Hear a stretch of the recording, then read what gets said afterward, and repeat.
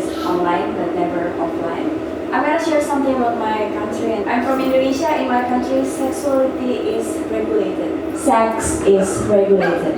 We are not a Muslim country, but we have like the biggest Muslim population in the world. So 87.2% of Indonesians are Muslim. In Indonesia, we have this new law that if you have sex before marriage, you will get jail time. But occasionally, a grown-up guy could marry a 12 years old under unwritten rules based on a story from a decades ago. So that's how fucked up my country is.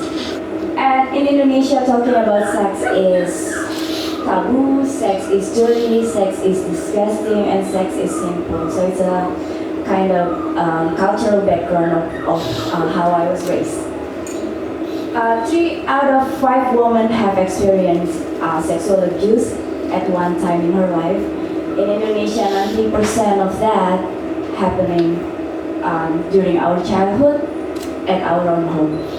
And this is my story. Leap of faith. Faith is taking a step even when you cannot or you don't see the staircase. This is personally my favorite quote from the great Martin Luther King Jr.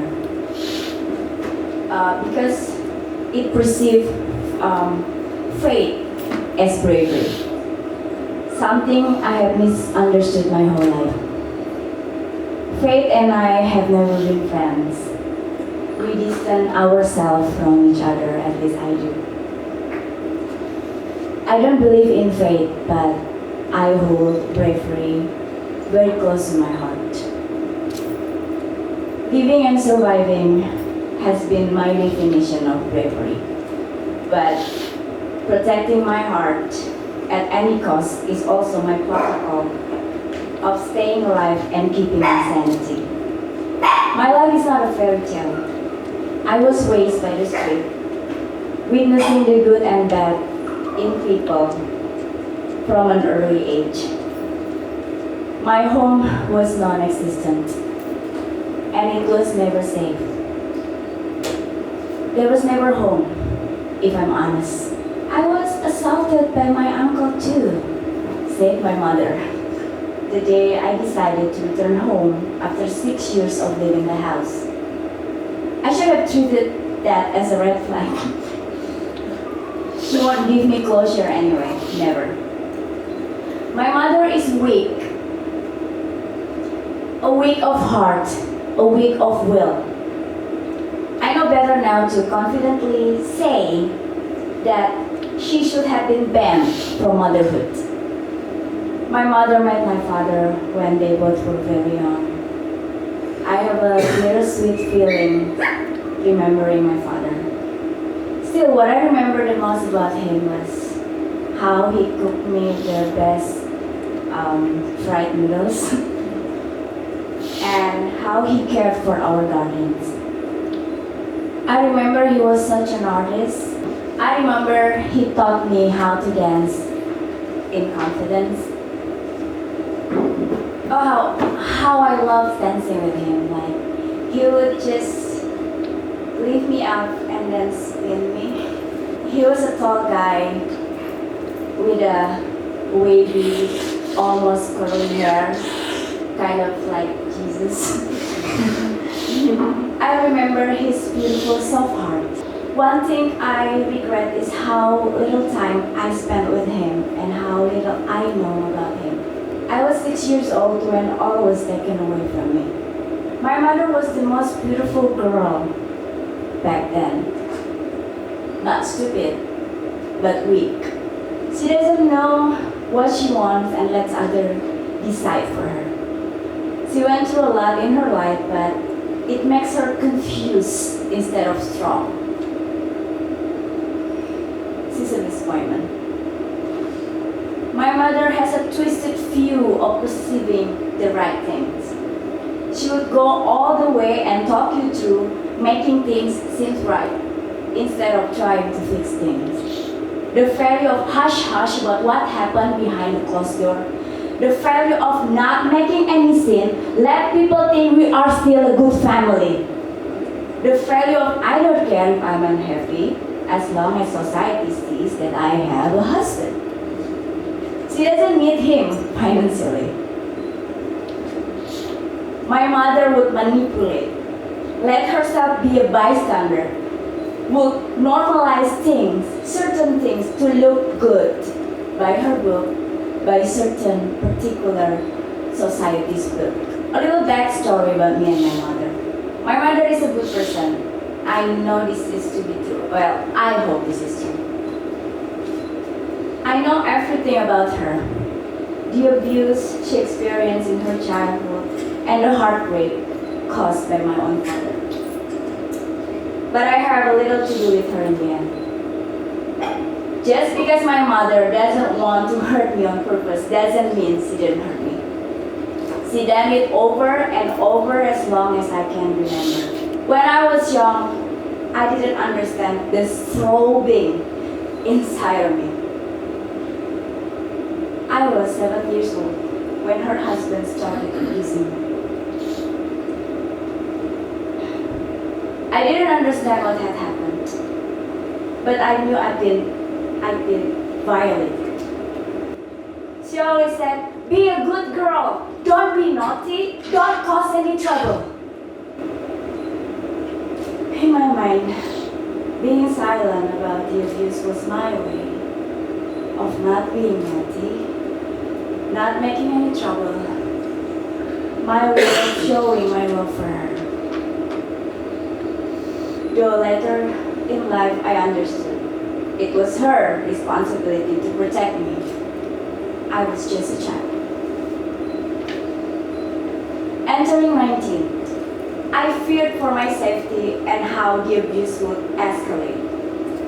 I wrote my mother a letter, hoping she would stand up for me, and she didn't. Of course, because she's weak. She's weak. When my mother, who's supposed to love me more than anything else, chose to abandon me, there was no love, no security, and she had no regret for her past action, no apologies. Years have passed, and I still cannot hug her, my mother. I never said I love you. She probably doesn't mean to, but she has a way of making me feel worthless by her presence. I don't know how to build a relationship with my mother as an adult. Whenever I see or talk to her, it makes me feel bad. Part of me doesn't want to talk to her again. And part of me doesn't want to feel her pain or wonder why my mother doesn't love me the way a mother should. But most of me agreed to put everything behind. To put her behind.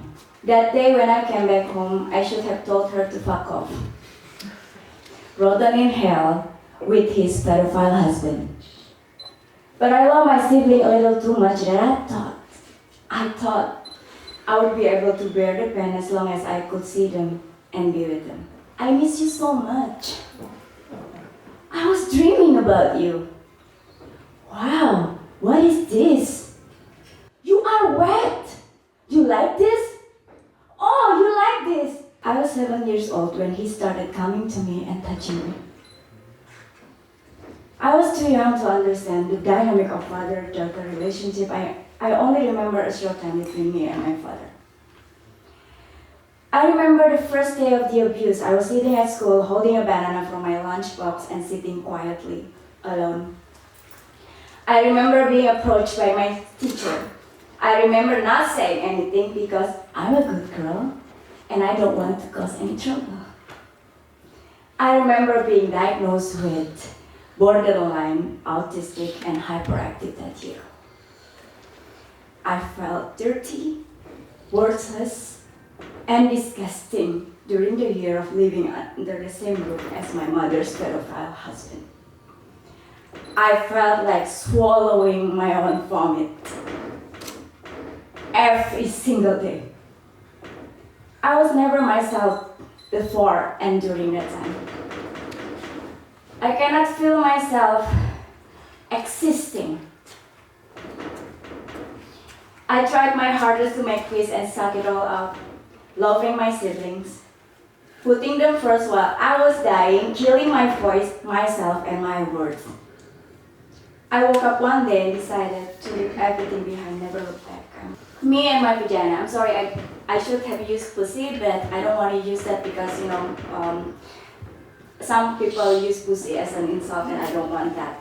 I've been violated my whole life due to the burden of my vagina.